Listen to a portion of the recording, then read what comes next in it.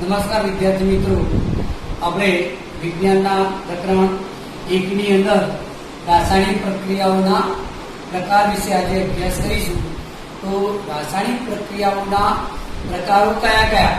તો એની અંદર પ્રથમ છે સંયોગીકરણ, વિઘટન પ્રક્રિયા, વિસ્થાપન પ્રક્રિયા, દ્વિવિસ્થાપન પ્રક્રિયા, ઓક્સિડેશન રિડક્શન. સંયોગીકરણ પ્રક્રિયાની આપણે વાત કરીએ પ્રથમ તો ભાઈ સંયોગીકરણ પ્રક્રિયા રાસાયણિક પ્રક્રિયા એટલે કેવી પ્રક્રિયા? તો જે રાસાયણિક પ્રક્રિયામાં બે કે તેથી વધુ પ્રક્રિયકો વચ્ચેની પ્રક્રિયાથી નિપજના એક જ અણુ એટલે કે એક જ નિપજ બનતી હોય તેવી રાસાયણિક પ્રક્રિયાને સંયોગીકરણ પ્રક્રિયા કહે છે. ઉદાહરણ તરીકે આપણે જોઈએ તો કળી ચૂનો અને પાણી વચ્ચેની જે પ્રક્રિયા છે એ પ્રક્રિયા હવે આપણે અહીંયા પ્રવૃત્તિ દ્વારા જોઈએ કે એક કાચના બીકરની અંદર, તો આ કાચનું બીકર છે અને આ કાચના બીકરની અંદર હું થોડાક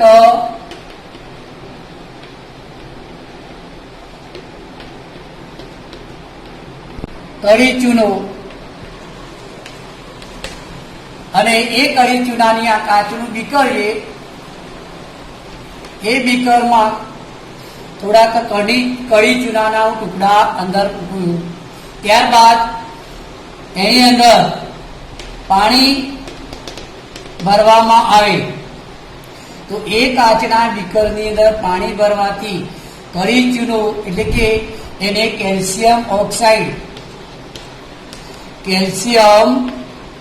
ઓક્સાઇડ તરીકે ઓળખવામાં આવે છે, જેનું અણુસૂત્ર છે CaO, કેલ્શિયમ ઓક્સાઇડ. તો આ કેલ્શિયમ ઓક્સાઇડની પાણી સાથે પ્રક્રિયા થશે અને એ પાણી સાથે પ્રક્રિયા થવાથી એટલે કે CaO જે આપણે ઘન સ્વરૂપો લીધું છે એની અંદર આપણે પાણી ઉમેર્યું એટલે H2O જે આપણે પ્રવાહી સ્વરૂપે લીધું અને એ પ્રક્રિયા દરમિયાન કે પ્રક્રિયકો વચ્ચેની પ્રક્રિયાથી નિપજના અણુ તરીકે CaOH જે AQ પ્લસ ઉષ્મા. તો આમ કળી ચૂના અને પાણી વચ્ચેની પ્રક્રિયાથી આપણને નિપજમાં એક જ નિપજ તરીકે કેલ્શિયમ હાઇડ્રોક્સાઇડ, જેને આપણે ફોડેલો ચૂનો અથવા તો આપણે એને અહીંયા કળી ચૂનો તરીકે ઓળખીએ. તો આમ બે કે તેથી વધારે પ્રક્રિયકો વચ્ચેની પ્રક્રિયાથી એક જ નિપજ બને છે અને એ દરમિયાન આપણને ઉષ્મા મુક્ત થાય. તમે ઘરે પણ પ્રયોગ કરી શકો છો કે આપણે ઘરની અંદર જ્યારે ઘરના બહારના ભાગમાં દિવાલોને દોડવાની હોય ત્યારે આપણે આ કળી ચૂનો લાવવામાં આવે અને એ કળી ચૂનાને જો તમે એની અંદર પાણી ભરી અને પ્રક્રિયામાં જોશો તો થોડાક સમય પછી આ બીકરની આપણે વાત કરીએ તો બીકરની સપાટી તમે પકડશો તો એ ગરમ થયેલી આપણને જોવા મળે. તો આમ ઝડપથી પ્રક્રિયા થઈ અને કેલ્શિયમ હાઇડ્રોક્સાઇડ એટલે કે અહીંયા ફોડેલો ચૂનો પણ આને કહેવાય અને ચૂનાનું મીઠું પાણી એટલે કે પાણી સાથે પ્રક્રિયા થાય છે એટલે આ જલીય દ્રાવણ છે માટે તેને AQ તરીકે દર્શાવવામાં આવે છે. તો આમ ઉષ્મા ઉત્પન્ન થાય છે. તો આ રીતે બે કે તેથી વધારે પ્રક્રિયકોમાંથી એક જ નિપજ બને તો આ પ્રક્રિયાને સંયોગીકરણ પ્રક્રિયા તરીકે ઓળખવામાં આવે છે.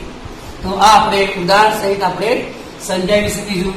બીજું એનું ઉદાહરણ છે તો એમાં ભાઈ કોલસો, તો કોલસાને હવાની હાજરીમાં એનું દહન કરવામાં આવે તો કોલસાનું દહન, કોલસો જે આપણે કાર્બન તરીકે એને ઉપયોગમાં લઈએ છીએ SC સોલિડ તરીકે અને ઓક્સિજન O2 હવે એને હવાની હાજરીમાં એનું દહન કરવામાં આવે તો એમાંથી CO2 આપણને વાયુ એટલે કે કાર્બન ડાયોક્સાઇડ ઉત્પન્ન થાય છે અને ઉષ્મા મુક્ત થાય છે. આ સિવાય બીજું પણ આપણે આનું ઉદાહરણ લઈ શકીએ કે પાણી H2 અને ઓક્સિજન O2. તો પાણી અને ઓક્સિજન વચ્ચેની પ્રક્રિયા હાઇડ્રોજન અને ઓક્સિજન વચ્ચેની પ્રક્રિયા થઈ અને H2O એટલે કે પાણી આપણને મળે છે. એટલે કે બે પ્રક્રિયકમાંથી અહીંયા પ્રક્રિયા થવાથી તેમાં આપણને નિપજ તરીકે એક અણુ એટલે કે પાણી આપણને મળે છે. હવે અહીંયા આપણે જ્યારે સમીકરણ લખીએ ત્યારે આપણે આગળ સમજાવીએ તે પ્રમાણે કે સંતુલિત સમીકરણ, તો અહીંયા હાઇડ્રોજનના 2 પરમાણુ છે અને ઓક્સિજનના પણ 2 પરમાણુ છે. જ્યારે અહીંયા નિપજની અંદર ઓક્સિજનનો એક જ પરમાણુ છે એટલે આપણે આને 2 વડે ગુણીએ તો ઓક્સિજનના 2 પરમાણુ થશે, પરંતુ હાઇડ્રોજનના 2 દુ 4 થઈ જશે. તો અહીંયા હાઇડ્રોજનના આ 2 પરમાણુ છે એટલે કે એને 2 વડે ગુણીએ તો 2 દુ 4. તો આ રીતે પાણી બનાવવા માટે હાઇડ્રોજન અને ઓક્સિજન 2 પ્રક્રિયકોમાંથી નિપજ તરીકે આપણને પાણી મળે છે. તો આ પણ સંયોગીકરણની પ્રક્રિયાનું ઉદાહરણ છે. આવા અનેક ઉદાહરણો આપણે આપી શકીએ, પરંતુ વાત એ કરી કે ભાઈ આ વખતે જ્યારે સંયોગીકરણની પ્રક્રિયા વખતે જે ઉર્જા ઉત્પન્ન થાય છે તો એ ઉષ્મા ઉત્પન્ન થાય છે. તો આવી જે પ્રક્રિયા છે એને બીજા શબ્દમાં આપણે કે જ્યારે પ્રક્રિયકો વચ્ચેની પ્રક્રિયા થઈ અને નિપજ ઉત્પન્ન થાય અને એ દરમિયાન આપણને વધારે પ્રમાણમાં વધુ માત્રામાં ઉર્જા મળે, ઉષ્મા મળે, તો એવી જે પ્રક્રિયા છે એ ઉષ્મા મળતી હોય જ્યારે કોઈ પણ રાસાયણિક પ્રક્રિયા દરમિયાન એ પ્રક્રિયકો વચ્ચેની પ્રક્રિયાથી નિપજ ઉત્પન્ન થાય અને એ પ્રક્રિયા દરમિયાન ઉર્જા ઉત્પન્ન થાય તો એ વખતે વધારે જે વધુ માત્રામાં ઉર્જા ઉત્પન્ન થતી તો એવી પ્રક્રિયાને આપણે ઉષ્માક્ષેપક પ્રક્રિયા પણ કહીએ છીએ. ઉષ્માક્ષેપક પ્રક્રિયા કઈ તો ઉષ્માક્ષેપક પ્રક્રિયાનો પણ તમને પ્રશ્ન પૂછાય છે કે ભાઈ ઉષ્માક્ષેપક પ્રક્રિયા કોને કહેવાય? તો જે રાસાયણિક પ્રક્રિયામાં જે રાસાયણિક પ્રક્રિયા દરમિયાન પ્રક્રિયકો વચ્ચેની પ્રક્રિયાથી ઉત્પન્ન થતી નિપજ વખતે અથવા તો નિપજ દરમિયાન વધુ માત્રામાં ઉષ્મા મુક્ત થાય અથવા તો ઉત્પન્ન થાય તો એવી રાસાયણિક પ્રક્રિયા છે એ ઉષ્માક્ષેપક પ્રક્રિયા તરીકે ઓળખાય છે. દાખલા તરીકે એમાં જોઈએ કે ઉદાહરણ તરીકે કે ભાઈ કુદરતી વાયુનું દહન. તો કુદરતી વાયુની અંદર આપણે મિથેન લઈએ તો મિથેનનું અણુસૂત્ર CH4 એને ઓક્સિજન હવામાના ઓક્સિજન સાથેની પ્રક્રિયા કરી તો મિથેન જી ઓક્સિજન જી વાયુ સ્વરૂપે, તો એમાંથી આપણને CO2 અને H2O એટલે કે આ રીતે જ્યારે આપણને અહીંયા પ્રક્રિયકોની પ્રક્રિયા થઈ અને ઉષ્મા ઉત્પન્ન થાય છે તો આ જે ઉષ્મા ઉત્પન્ન થઈ તો એવી પ્રક્રિયાએ જે રાસાયણિક પ્રક્રિયા ઉષ્મા મુક્ત કરી એને આપણે ઉષ્માક્ષેપક પ્રક્રિયા તરીકે ઓળખીએ છીએ. આપણે બીજું પણ કહી શકીએ કે ભાઈ આપણે જે શ્વસન કરીએ છીએ એ શ્વસન પણ ઉષ્માક્ષેપક પ્રક્રિયા છે. તે તો આપણે જ્યારે જે ખોરાક ખાઈએ છીએ એ ખોરાકનું આપણા પાચક રસો દ્વારા એ ખોરાક આપણા શરીરમાં જાય છે અને આપણા શરીરમાં રહેલા ઉત્સેચકો સાથેની પ્રક્રિયા થઈ કાર્બોદિત પદાર્થોનું સરળ કાર્બોદિત પદાર્થોમાં એનું શું થાય છે વિઘટન થઈ અને ગ્લુકોઝમાં એનું નિર્માણ થાય છે અને એ વખતે પણ ઉષ્મા ઉત્પન્ન થાય છે. તો એ પણ ઉષ્મા ક્ષેપક પ્રક્રિયા તરીકે ઓળખાય છે. એ તમને એ પણ પ્રશ્ન પૂછાય કે શ્વસન એ ઉષ્મા ક્ષેપક પ્રક્રિયા છે, સમજાવો. તો આપણે આ રીતે એની સમજૂતી આપી અને એનું સમીકરણ પણ આપણે દર્શાવી શકીએ કે ભાઈ ગ્લુકોઝ, તો ગ્લુકોઝનું અણુસૂત્ર C6H12O6 પ્લસ એની સાથે કે ભાઈ ઓક્સિજનની હાજરીમાં એની પ્રક્રિયા થાય છે અને એ વખતે જે એમાંથી કાર્બન ડાયોક્સાઇડ મુક્ત થાય, ઓક્સિજન જે છૂટ થાય, તો આ જે પ્રક્રિયા છે એ પ્રક્રિયા પણ આપણે સમીકરણ દ્વારા સમજાવી શકીએ. ટૂંકમાં કે શ્વસન પણ ઉષ્માક્ષેપક પ્રક્રિયા તરીકે ઓળખાય છે. રાસાયણિક પ્રક્રિયાના આપણે બીજા પ્રકારની વાત કરીએ તો વિઘટન પ્રક્રિયા. હવે તમને આનો પ્રશ્ન એવી રીતે પૂછાય કે વિઘટન પ્રક્રિયા એટલે શું, ઉદાહરણ આપી સમજાવો. અથવા તો તમને એવો પ્રશ્ન પૂછે કે ભાઈ ફેરસ સલ્ફેટની પર ગરમીની અસર સમજાવો. હવે અહીંયા શરૂઆતની અંદર એક કાચની સખત ઉત્કલન નળી આપણે લેવાની છે. આ નળીની અંદર જેમાં થોડાક ફેરસ સલ્ફેટ છે એ ફેરસ સલ્ફેટના સ્ફટિકો એમાં મૂકવાના છે. ત્યારબાદ આપણે એ ફેરસ સલ્ફેટના સ્ફટિકો જે કસ નળીમાં આપણે મૂક્યા એને આપણે આપણી પાસે કાચનું જે ચીપિયો છે તે લોખંડના ચીપિયા વડે એને પકડી અને ત્યારબાદ બર્નર સળગાવવાથી આપણે એની પ્રક્રિયા જોવાની. પ્રથમ તો ફેરસ સલ્ફેટ જે છે એ ફેરસ સલ્ફેટ લીલો રંગ ધરાવે છે. હવે જ્યારે આપણે એને ગરમ કરી છે એટલે કે એને ઉષ્મા આપીએ છીએ, તો ઉષ્મા આપવાથી આપણને એમાં શું અસર જોવા મળે છે, તો એ આપણે અહીંયા આ પ્રયોગ દ્વારા આપણે નિહાળીએ છીએ કે ફેરસ સલ્ફેટને ગરમ કરવામાં આવે ત્યારે એમાંથી ફેરસ સલ્ફેટ છે એ ફેરસ સલ્ફેટનું ફેરિક ઓક્સાઇડમાં રૂપાંતર થાય છે અને તેમાંથી ફેરસ જ્યારે એ સળગતું હોય એટલે કે ફેરસનું કે સલ્ફર સળગતું હોય ત્યારે એમાંથી સલ્ફરનું સલ્ફર ડાયોક્સાઇડ અને સલ્ફર ટ્રાયોક્સાઇડ વાયુઓમાં રૂપાંતર થાય છે, જે અહીંયા આપણે આકૃતિમાં જોઈ શકીએ.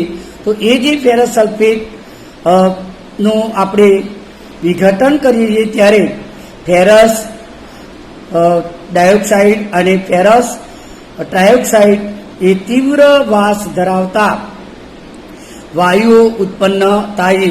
તો આ પ્રયોગ કરતી વખતે આપણે સાવધાની પણ રાખવી પડે છે કે એની જે સલ્ફર ડાયોક્સાઇડ છે એ વાયુ કદાચ ભૂલથી આપણા શ્વસન ક્રિયામાં એની અસર ન થાય એ પણ આપણે સાવધાની રાખવા જોઈએ. તો આમ ફેરસ સલ્ફેટના સ્ફટિકો ધરાવતી ઉત્કલન નળીને ગરમ કરવાથી તેની આપણે વાસ જોઈએ તો તીવ્ર વાસ આપણને જોવા મળે છે. અને જે ફેરક ઓક્સાઇડ છે અને આ જે ફેરિક ઓક્સાઇડ છે એ ફેરિક ઓક્સાઇડ એ આપણને આછા કથ્થાઈ રંગનો આપણને જોવા મળે છે. તો આમ ફેરસ સલ્ફેટની વિઘટન પ્રક્રિયા એ આપણે પ્રયોગ દ્વારા નિહાળી શકીએ. આ રીતે આપણે બીજું પણ ઉદાહરી શકીએ. પ્રથમ તો આ જે ફેરસ સલ્ફેટ છે એની રાસાયણિક પ્રક્રિયા તમને અહીંયા સમજાવું. વિઘટન પ્રક્રિયા એટલે શું, ઉદાહરણ આપી સમજાવો.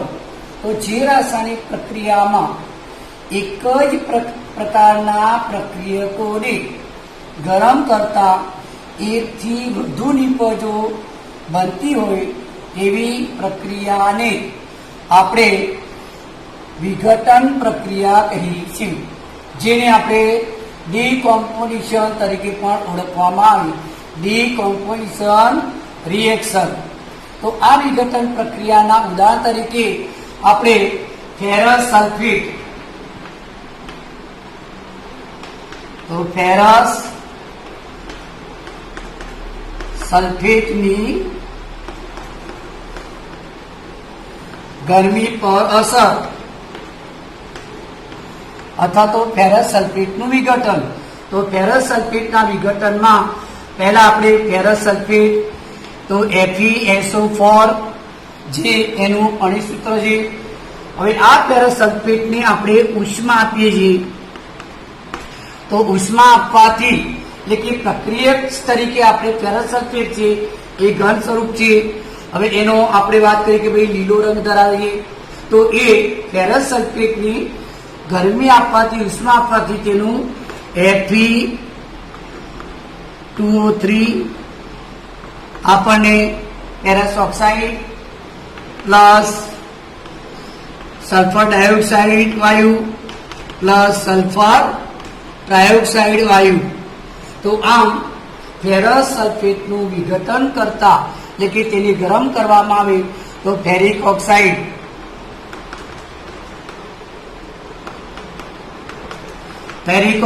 નું અણુસૂત્ર થશે Fe2O3. સલ્ફર ડાયોક્સાઇડ અને સલ્ફર ટ્રાયોક્સાઇડ વાયુઓ આ બંને તીવ્ર વાસ ધરાવતા વાયુઓ ઉત્પન્ન થાય છે. આમ ફેરસ સલ્ફેટને ગરમ કરવામાં આવે તો આપણને આ રીતના આપણને નિપજો મળે છે. પરંતુ પછી આપણે બંને બાજુ એમાં અગાઉ જે આપણે સમતોલિત સમીકરણની વાત કરી હતી એ પ્રમાણે જોઈએ તો અહીંયા સલ્ફરના 2 પરમાણુઓ છે એ નિપજની અંદર.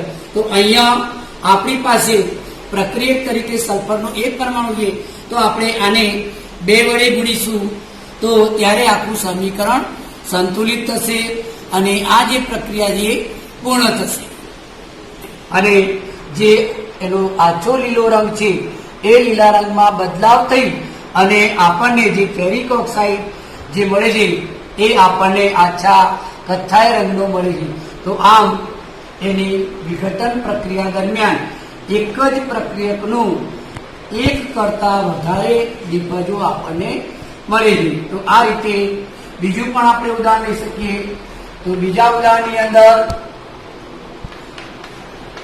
કેલ્શિયમ કાર્બોનેટ એને ગરમ કરીએ તો કેલ્શિયમ કાર્બોનેટને ગરમ કરવામાં આવે ત્યારે તો પહેલી તો વાત છે કે કેલ્શિયમ કાર્બોનેટ જેનું અણુસૂત્ર તો એ CaCO3. હવે આ કેલ્શિયમ કાર્બોનેટ જેને આપણે ચૂનાનો પથ્થર પણ કહેવામાં આવે છે. ચૂનાનો પથ્થર અંગ્રેજીમાં એને આપણે લાઇમસ્ટોન કહીશું. તો એને ગરમ કરીએ એટલે કે ઉષ્મા આપીએ છીએ. તો ઉષ્મા આપવાથી તેમાંથી CaO એટલે કે કેલ્શિયમ ઓક્સાઇડ જેને આગળ આપણે ભણી ચૂક્યા એ પ્રમાણે તેને કડી ચૂનો તરીકે ઓળખી તો કેલ્શિયમ ઓક્સાઇડ અને કાર્બન ડાયોક્સાઇડ વાયુ ઉત્પન્ન થાય છે. તો અહીંયા એક પ્રક્રિયકમાંથી 1 કરતા વધારે આપણને નિપજ મળી. તમે આ જે કડી ચૂનાની વાત આપણે અહીંયા ચૂનાના પથ્થરની વાત કરી તો એ ચૂનાના પથ્થર પર ગરમીની અસર કરવામાં આવે તો આપણને કડી ચૂનો મળે છે.